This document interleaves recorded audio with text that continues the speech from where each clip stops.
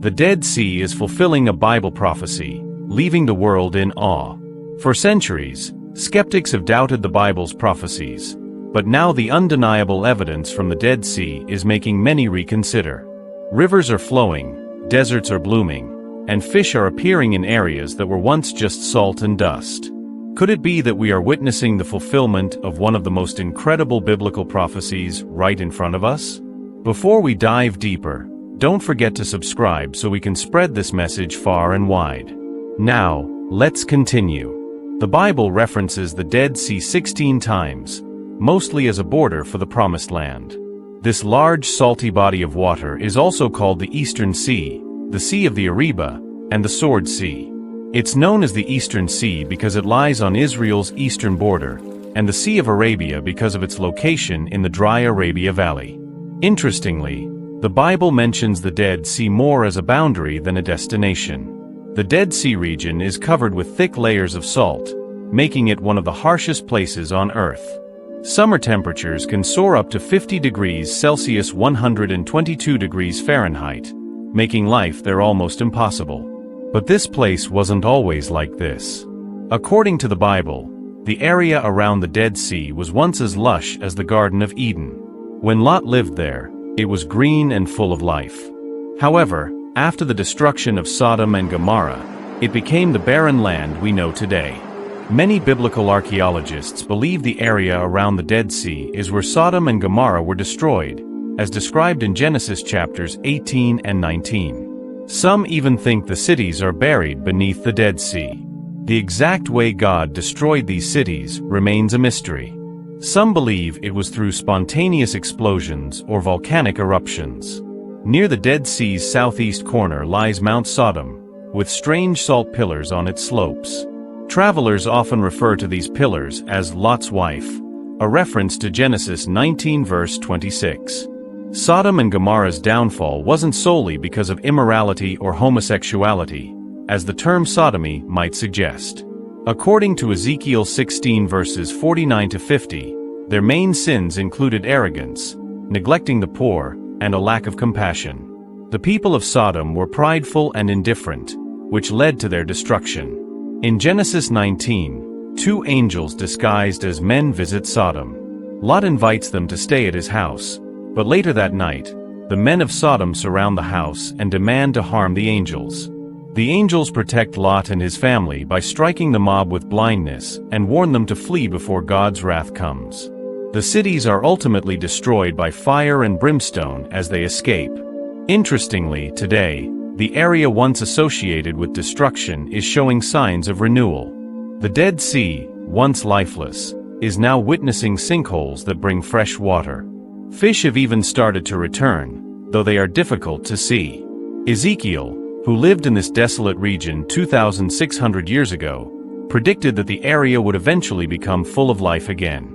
In Ezekiel's prophecy, water flowing into the Dead Sea turns it fresh, and life flourishes wherever the water flows. Fish will thrive, and fruit trees will grow along the riverbanks, providing fruit and medicinal leaves. Ezekiel's prophecy has been remarkably accurate. For example, in Ezekiel 26, he foretold the destruction of Tyre, a fishing port in the Mediterranean. Alexander the Great later destroyed the city, and fishermen today still dry their nets on its ruins, just as the prophecy said. Despite harsh conditions around the Dead Sea, including extreme heat and salty soil, the area is now home to lush plantations, including dates. Some of these date trees have grown from seeds found during archaeological digs, further fulfilling Ezekiel's prophecy. This remarkable transformation reflects the ongoing fulfillment of ancient prophecies. In the southern part of Israel, we are witnessing amazing details of prophecy coming to life. Isn't it incredible how much history is packed into this small area? Israel is a land of stunning natural beauty and ancient ruins, where Jesus once walked on water and calmed the sea. It's filled with fascinating stories and wonders. Israel's waterways hold many mysteries, both old and new. Today, the country is a modern marvel, home to one of history's greatest miracles. One striking feature is the massive craters called balages, which are seen as part of biblical prophecy.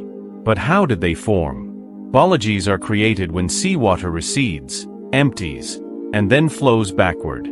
This process began in 1980 when water from Jerusalem's chilly rainfalls flowed over the land and into the Eastern Sea. When these waters arrived, they started breaking down ancient salt deposits, creating large holes that eventually filled with water.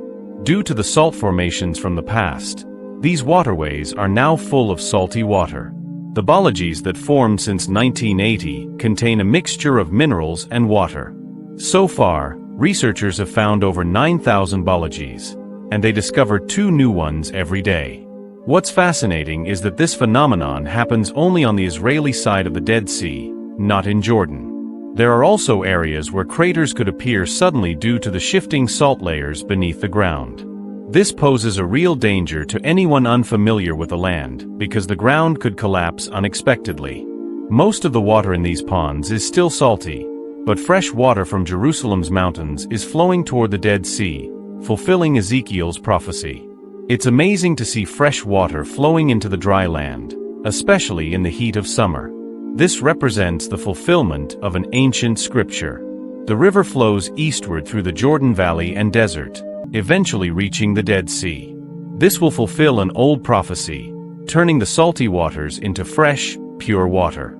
There's a mobile bridge that crosses the river, giving access to the other side where you can see aquatic life up close.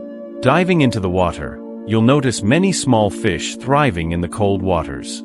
It's remarkable because this area is usually too harsh for aquatic life, but now fish and other creatures are flourishing, feeding off the algae and showing the ecosystem's health.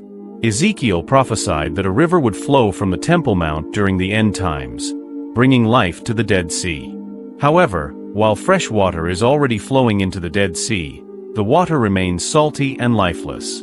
This means the Dead Sea might eventually be emptied, ready to be filled with fresh water and come to life once again. Interestingly, Verse 11 says that the swamps and marshes will not become fresh but will remain salty.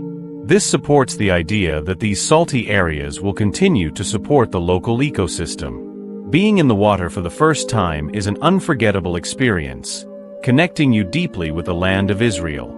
The mud from these waters is also known to be great for your skin. The lake shines a beautiful turquoise blue, surrounded by golden hills, with white salt crystals visible on the surface. Besides being a stunning place, the Dead Sea is famous for its amazing health benefits. Its mineral-rich waters and clay are great for the skin, help with breathing problems, and even ease joint pain. If you've made it this far into the video, I have a special offer for you. Want early access to our best content? We have a members-only area just for you. There are already hundreds of people in there, and you could be next. Plus, you'll get a cool badge next to your name to show off your dedication.